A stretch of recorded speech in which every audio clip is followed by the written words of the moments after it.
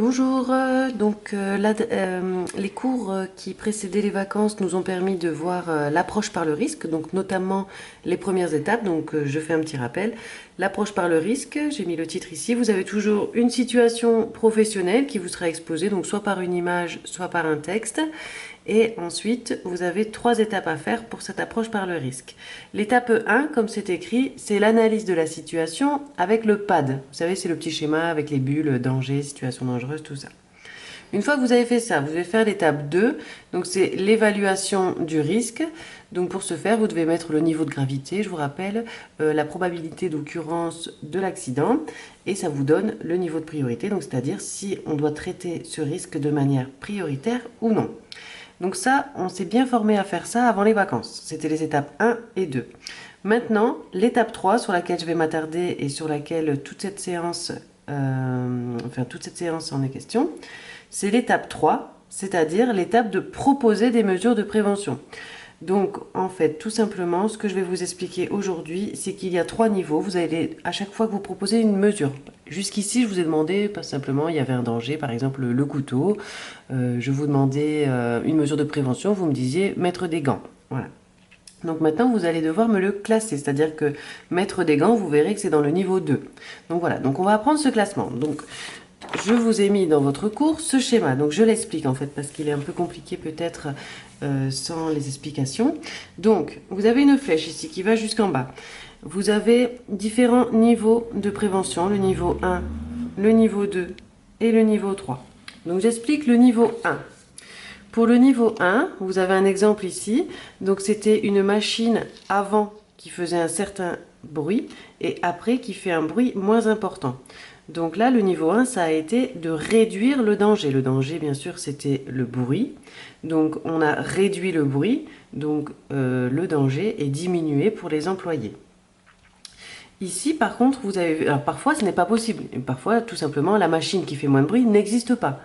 Donc, on ne va pas pouvoir la changer. Donc, on va faire plutôt du niveau 2. C'est-à-dire que le danger existe toujours, mais on va s'en protéger. Vous voyez ici que c'est écrit protection. Donc, le danger existe toujours, la machine fait du bruit, mais on va mettre des écrans acoustiques pour permettre de diminuer la transmission des ondes. Et donc, bon, si la machine est ici, il va y avoir du bruit ici, mais si une personne se trouve ici, grâce à l'écran acoustique, elle sera protégée des ondes sonores. Donc on est sur de la protection, on se protège du danger et c'est collectif parce que ces panneaux là, ils protègent tous les employés. En revanche, si ça c'est pas possible à mettre en place, on va alors proposer une protection individuelle contre ce fameux bruit et ça sera donc un casque anti-bruit ou alors des boules caisses bien sûr. Donc on est toujours dans le niveau de la protection, le danger existe toujours mais on s'en protège. Et enfin, si ça c'est pas possible à mettre en place, aucune de ces mesures de prévention, on va être obligé d'utiliser le niveau 3, qui est simplement une formation ou information, c'est-à-dire qu'on va mettre un panneau comme quoi il y a du bruit. Ou alors on va proposer des formations sur qu'est-ce que c'est que le bruit, comment s'en protéger aux employés. Donc vous voyez bien que si on fait ce niveau 1 de prévention, on va réduire le danger. C'est donc bien plus efficace ça que ça. Donc on privilégiera toujours le niveau 1 de prévention par rapport au niveau 3. En fait, s'il y a une flèche, c'est écrit ici, du plus efficace ici, au moins efficace ici. Donc j'ai dégrossi un petit peu ce classement des mesures de prévention.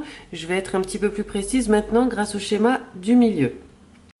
Donc, concernant les schémas du milieu, pour le niveau 1, qui concerne la suppression ou la réduction du danger, je vous rappelle qu'ici on avait réduit le danger, le bruit était très fort, puis grâce à la machine qui avait été remplacée, le bruit était moins fort, mais parfois on peut complètement supprimer le danger. C'est par exemple le cas quand une machine est dangereuse, on va automatiser l'action, c'est-à-dire c'est un robot qui va faire l'action au lieu d'une personne, donc forcément la personne ne sera plus exposée au danger. Donc là, si on automatise une action, la suppression du danger est présente. On a une suppression du danger.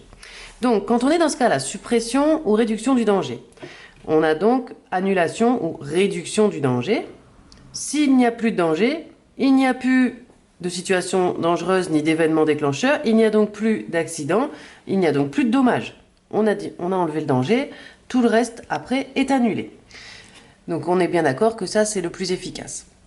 Ensuite on passe au niveau 2, la protection. Donc là regardez, le danger est toujours présent, mais on a mis une barrière pour que l'événement déclencheur ne se produise pas. Donc on a annulation du dommage, mais en intervenant qu'à ce niveau-là. Le danger est toujours présent, il n'est pas barré, mais on a mis une barrière. Donc ici, elle est vraiment matérialisée par cet écran acoustique qui empêche l'événement déclencheur de se produire. Donc on voit que c'est efficace, hein, le dommage est diminué, mais ça l'est moins qu'ici où le danger a complètement disparu ou réduit. Pour la protection individuelle, le danger est toujours présent. Il n'y a pas d'écran qui permette à l'événement déclencheur de ne pas se faire. On intervient seulement à ce niveau-là. Donc on a uniquement le dommage qui diminue ou disparaît. Et en revanche, pour le 3, le niveau 3, vous voyez que rien n'est barré. On a simplement un panneau de signalisation qui nous informe qu'il y a un danger, mais c'est juste de l'information. Le dommage n'est pas diminué. Voilà, donc ça c'est l'explication de ce schéma. S'il y en a qui n'ont pas compris sous cette forme-là, j'ai juste trouvé d'autres livres avec d'autres documents. Pour ceux qui n'auraient pas compris, donc je vous ai proposé ce schéma, je vous l'ai mis sur le PowerPoint, vous pourrez aller voir. Donc c'est une autre manière d'illustrer les différents niveaux de prévention. Donc la première, niveau 1, ah oui, j'ai oublié de vous dire qu'on appelle de la prévention intrinsèque, donc qui touche directement le problème. Donc ici, le problème, ça va être ce chemin de fer qui traverse la route. Donc pour supprimer le danger, qui est bien sûr la collision entre un train et une voiture, pour supprimer le danger, on met un pont. Donc là, plus de danger possible, les voitures passent en dessous, le train passe au-dessus.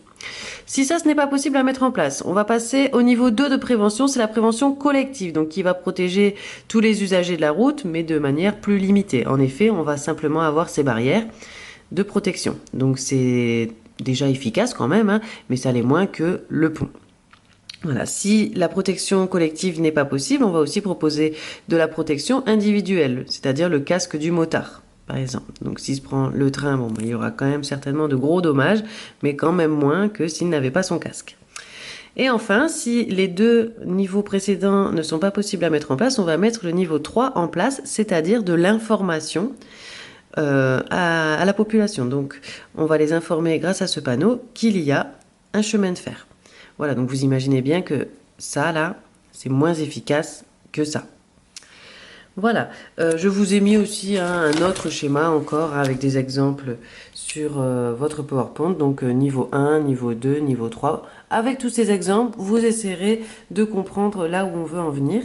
Parce que maintenant, quand je vais vous demander l'approche par le risque, donc vous allez devoir toujours me faire le schéma du PAD, me dire si le risque est prioritaire ou non, mais lorsque vous me donnerez des mesures de prévention dans la troisième étape, vous devrez être capable de me les classer entre niveau 1, niveau 2 et niveau 3.